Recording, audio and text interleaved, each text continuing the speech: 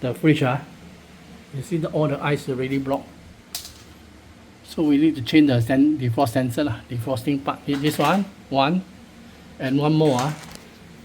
Just now we already changed behind. Inside this. So before change, we need to do defrost. Okay. Then after we change the part. This one is last part we change. Okay. So you see the cover also ice.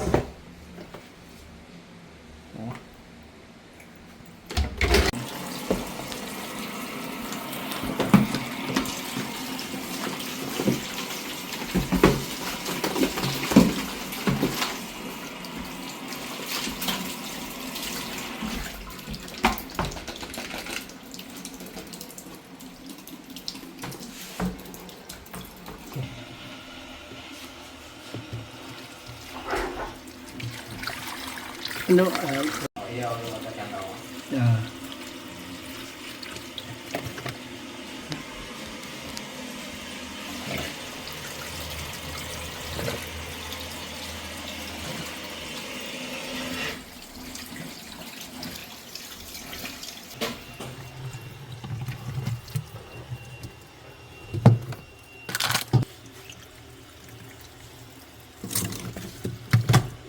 Okay.